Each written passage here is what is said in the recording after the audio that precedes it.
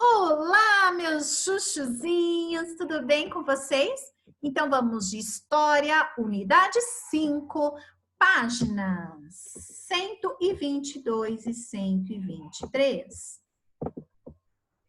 Marcos históricos e seus registros. Nós estamos vendo aqui a Praça Rio Branco, também conhecida como um Marco Zero em Recife, Pernambuco. Você conhece o lugar desta foto? Algumas pessoas já até viajaram para lá. Você sabe o que significa Marco Zero? Qual é a relação entre o Marco Zero e a história de um lugar? Vamos ver então? O que são marcos históricos? Não é o nome de uma pessoa não, tá? Deixa eu pegar aqui o marca-texto. Nossa história é construída diariamente com o passar do tempo e nos lugares que frequentamos. Em nossa vida, presenciamos diversos acontecimentos que nos transformam momentânea ou permanentemente. Esses acontecimentos podem nos trazer tanto alegria quanto tristeza, ou mesmo nos ajudar na superação de desafios. Quando algo assim acontece, dizemos que esse evento nos marcou e fez com que nós nos transformássemos de alguma forma. Então, marco história é algo que nos marcou. O nascimento de um membro da família pode ser considerado um marco na vida de uma pessoa. Então, algo que marcou a vida de alguém. Olha lá na página 125. Você já vivenciou algum acontecimento que transformou a sua vida e de sua família? Converse com sua família sobre isso e, em seguida, registre a memória deste acontecimento no espaço a seguir. Então, aqui é uma tarefa e é uma resposta pessoal.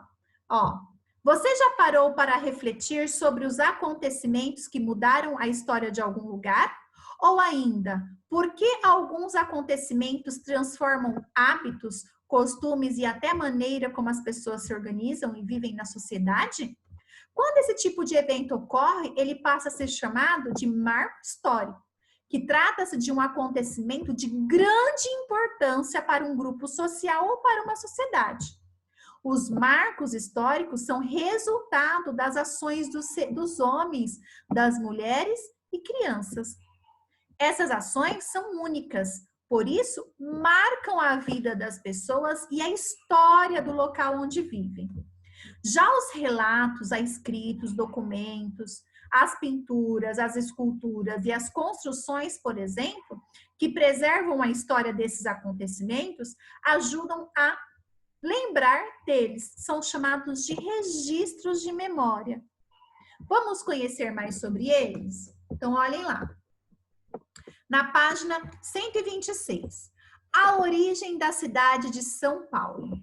Em 1549, chegaram ao Brasil padres jesuítas portugueses, pertencentes a uma ordem religiosa chamada Companhia de Jesus. Esses padres tinham por objetivos ensinar a religião católica para habitantes de outras partes do mundo. Então, gente, os jesuítas, eles eram padres portugueses, ok? A missão deles era o quê? Ensinar o catolicismo, a religião católica, a religião deles. Inicialmente, os jesuítas mantinham um colégio na vila de São Vicente, localizada no litoral, que pertence hoje ao estado de São Paulo.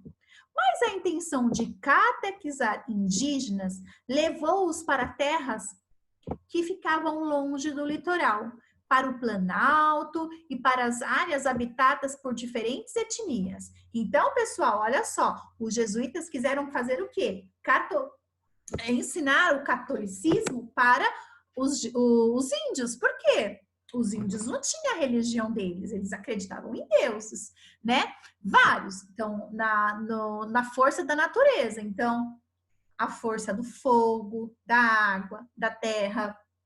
Então, os jesuítas, né, que são os padres portugueses que para cá vieram junto com os navios portugueses, resolveram então catequizar, ensinar o catolicismo para os índios.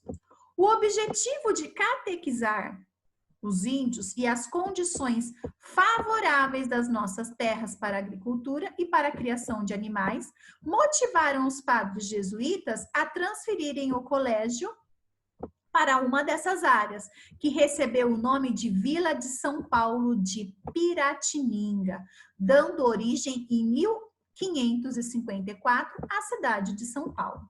Então, vocês estão vendo aqui uma fotografia, não é, na verdade não é uma fotografia, é uma pintura em tela, tá? Olha lá, antigo pátio do colégio. Ó, é uma pintura utilizada, pintura sobre, óleo sobre tela. Ó, página 127. Atualmente, o pátio do colégio é um centro histórico e cultural. Por que centro histórico e cultural? Porque ele conta a história de um acontecimento. Aqui, né, é onde os padres jesuítas, eles catequizavam os índios, tentavam catequizar os índios, né? Que preserva documentos importantes sobre a fundação e a história da cidade de São Paulo. Atual prédio do pátio, olha como que ele era e olha como ele está hoje em dia. Se você ver, né, continua igual, só que está o quê? Reformado, cuidado, preservado. Quem eram os jesuítas? Qual era o objetivo da ordem religiosa a qual eles pertenciam? Então, quem eram os jesuítas?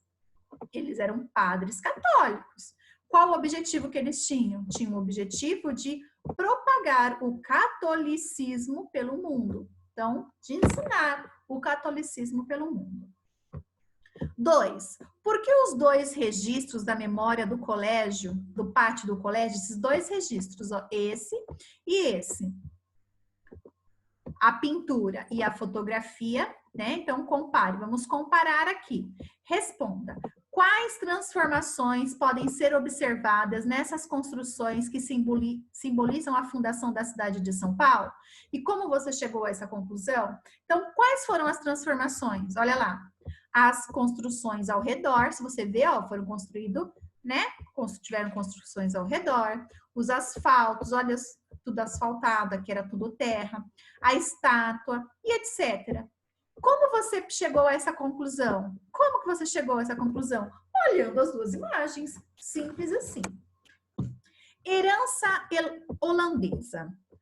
Quando os portugueses iniciaram a produção de açúcar nos engenhos localizados no Nordeste brasileiro, logo eles se tornaram os maiores produtores do mundo.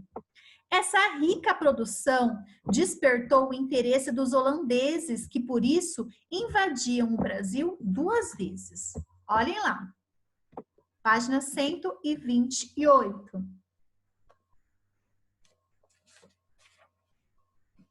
A primeira vez foi em 1624, na cidade de Salvador, mas eles foram expulsos 1 ano depois da população local. Na segunda vez, em 1630, os holandeses invadiram Recife, conseguindo permanecer na cidade por 24 anos. Durante esse período, eles ampliaram seu controle e chegaram a dominar as grandes partes da região Nordeste. Para administrar esses domínios, enviaram para o Brasil um conde alemão conhecido por Maurício de Nassau. Então, ó, aqui, ó, Michael Van, né, retratado de Maurício de Nassau. Então, esse aqui era o Maurício de Nassau, era um conde. Essa pintura aqui, gente, está exposta no Museu Nacional dos Países Baixos, lá em Amsterdã. Maurício de Nassau promoveu várias transformações em Recife. Alguém já deve ter ido visitar Recife, né? Um lugar muito bonito. para que a cidade se tornasse o mais parecido possível com o lugar de onde ele veio, a Europa. Em Recife, ruas foram pavimentadas, pontes e canais foram construídos para evitar inundações. O que são inundações? Encher de água. Também foram criados hospitais, escolas, bibliotecas, estradas e até um jardim botânico. Com tais transformações, a cidade deixou aos poucos sua estrutura simples e se tornou um lugar bastante desenvolvido para a época. Além disso, passou a ser a sede do governo holandês no Brasil. Outra medida adotada por Maurício de Nassau foi dar liberdade religiosa para os colônios que não eram católicos, o que não existia no restante da colônia, onde apenas a religião católica era permitida. Então, olha só, ele, naquela época, você só podia ser católico, você não podia ser evangélico, nem espírita, não poderia, tá? Era só o catolicismo. Mas o Maurício de Nassau, lá na cidade onde ele acabou fundando, né, transformando, ele fez o quê? Olha lá, ele deixou as pessoas livres para escolherem a religião que quisessem seguir. Com relação às ciências, o conde mandou construir em 1639, no telhado de sua residência, onde ele morava, o primeiro observatório astronômico do hemisfério sul. Observatório, para você observar as estrelas, observar. O observatório contava com tecnologia avançada para a época e possuía instrumentos como luneta e relógio de pêndulo.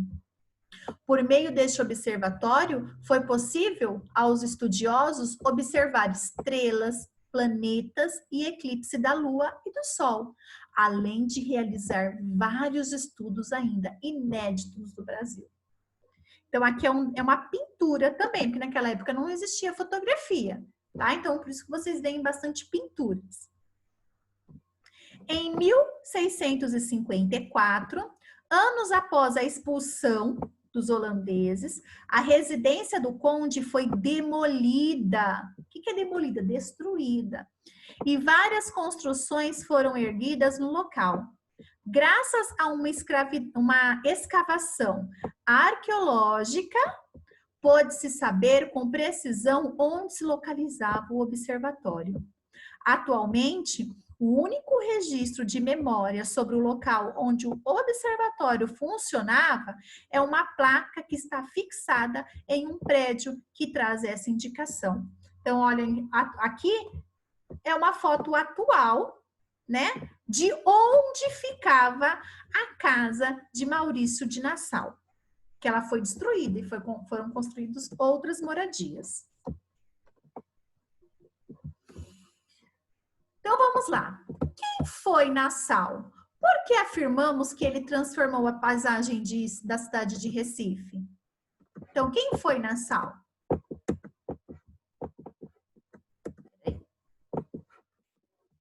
Ele foi um conde, ó, enviado para o Brasil para administrar os domínios holandeses no território.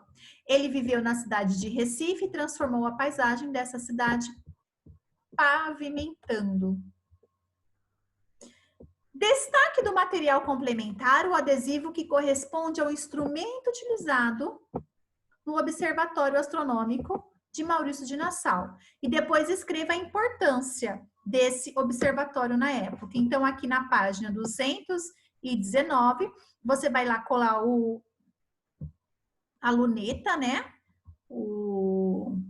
E vai escrever a importância. Ó. Com ele, foi possível estudiosos observar estrelas, planetas e eclipse da Lua e do Sol, além de realizar vários estudos. Encontre no caça-palavra as informações que completam as frases a seguir sobre transformações ocorridas na cidade de Recife. Então, vamos lá. Letra A, liberdade. Liberdade religiosa. Lembra que ele deixou cada um escolhesse a sua liberdade. Pavimentação. Ruas. Pavimentou as ruas. Construção de pontes e canais. Construção de um jardim botânico. Construção de um observatório astronômico. Certo? Então, vocês têm aí as palavrinhas. Tudo bem? Pessoal, ficamos por aqui, então, com a nossa aula de História. Um beijo para vocês.